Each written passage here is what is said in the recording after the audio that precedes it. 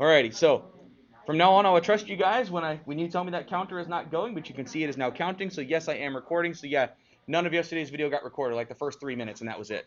Okay, so we'll try again today, and today we'll be talking about the chain rule, and the chain rule is how we find derivatives of what Ethan just said when we have a function inside of a function.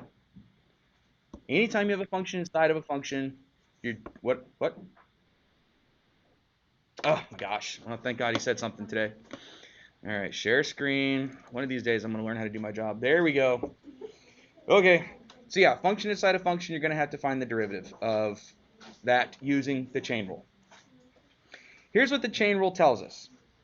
It says that if you have a function inside of a function, so I'm just going to kind of jump ahead a little bit to right here. It says if you have a function inside of a function, then in order to find the derivative, you peel the onion. You find the derivative of the outside part, leaving the inside alone, and then you multiply by the derivative of the inside, which will make more sense once we actually put it into practice. So we start by just learning how to compose functions in case we've forgotten how.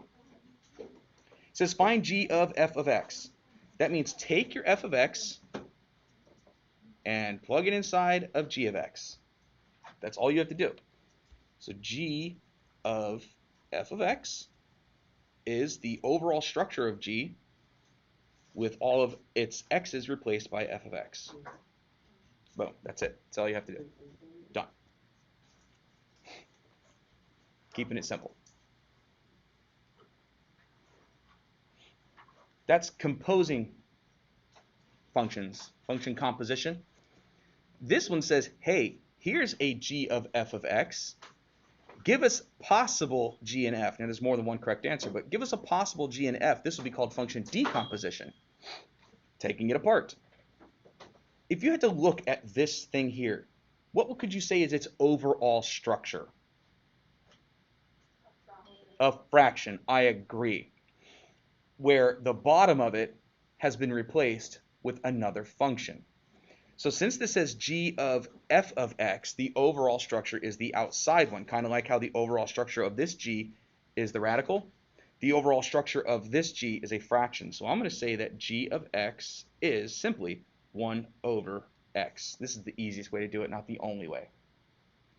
And now all we have to do is say, well, what f of x could have been plugged in right here that would make me end up with this?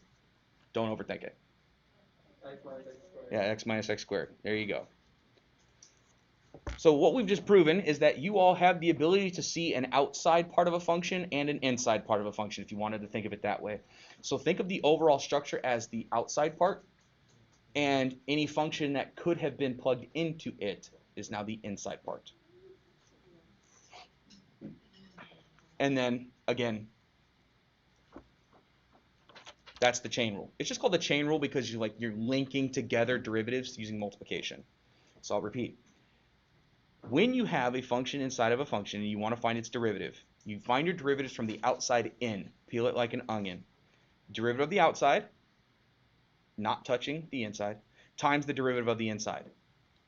And yes, this can happen more than once. You can have chain rules within chain rules. You really can. It happens a lot, actually. This one is just off the chain, he says. This one is just showing you what you do when you have a function raised to a power. So specifically, the outside structure, the quote-unquote g of x, would have been x to the n almost, and I was replacing x with f of x. So the outside structure is going to follow the derivative of something with an exponent rule, like what I was calling spot derivatives and stuff like that. So the derivative of the outside says, bring the exponent down to the front, subtract 1 from it, don't touch the inside. That's what you're seeing here. And then times the derivative of the inside. So they're just showing you how to use the chain rule when you have a function raised to a power. Comfortable with that? Okay. All right. So let's find the derivative of a. dy dx is what we're going to find. The overall structure is this something raised to the 4th power. That's your overall structure. So when I say find the derivative of the outside, you're going to, it's using, well, the second formula is the first formula. It's just a very special version of it. But yes, it's telling you something raised to the fourth power. If you'd like to find the derivative of that, you bring the 4 down to the front. Don't touch the argument, and maybe I'll put it in red. It's called the argument because it is the inside. And decrease your exponent by 1. Now times the derivative of the inside. And the derivative of the inside, I'll do in red because it is this thing's derivative, is going to be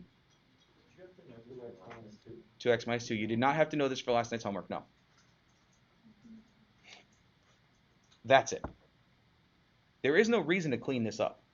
Leave it this way. No reason to do anything extra. Mr. M, when would you bother cleaning it up? Only if you were told to write it in some kind of special format. If you were told, show that it's, I mean, you've seen IB questions. If it doesn't give you any restrictions on how it should be formatted, then don't. Don't get creative, just leave it. Okay? Now, part B can be done exactly the same way, but Mr. M, I'm a little confused. This doesn't seem to follow any of the rules that we've just had. Well, it does if you write it slightly different. Instead of saying divided by a radical, we could just use a negative exponent. We could say that's the negative 1/2 power, like that. So the overall structure, the outside, if you will, is 4 times something to the negative 1/2. So we would use the exact same exponent derivation rule, if you want to call it something like that, to find its dy dx. And I'll write it over here just so I have more space. This one's dy dx, which means the derivative of y with respect to x is derivative of the outside. Bring this 1/2, this negative 1/2, down and multiply it to the 4. So 4 times negative 1/2, negative 2. The argument of 1 minus 2x is, oh, I completely forgot to change colors. Oh well. Is unaffected. I can't understand it. But now we need to subtract 1 from this negative 1/2, and we get negative 3/2. I'll change to red for the derivative of the inside. What's the derivative of 1 minus 2x? Negative 2. Yeah, it's just negative 2. So this one cleans up a little, because when you multiply the two negatives, you get a positive. And I would just get rid of the negative exponent just because they bug me a little bit. So negative 2 times negative 2 is positive 4, and I'll put this over. And you know what? I'm not even going to bother with a radical. I'm just going to say 1 minus 2x raised to 3/2. That's good enough. I mean, I could use a radical if I really wanted to get fancy, but why? There's no reason. But this is really it. That's the chain rule. When you have a function inside a function, you must use the chain rule.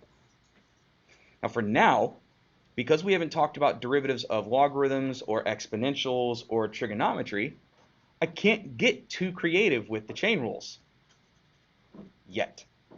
But once we've learned trig and exponentials and derivatives of trig and exponentials and logarithms, I can start dumping those inside of each other, and you'd be dealing with chain rules inside of chain rules, things like that. And that's it. Yes, yes, yes, that is it, unless you want more. Because last year you didn't understand it? I understood it. I somehow remember. Well, that's good. Yeah, remember it. Good. Maybe the rest of trig will go very well for us.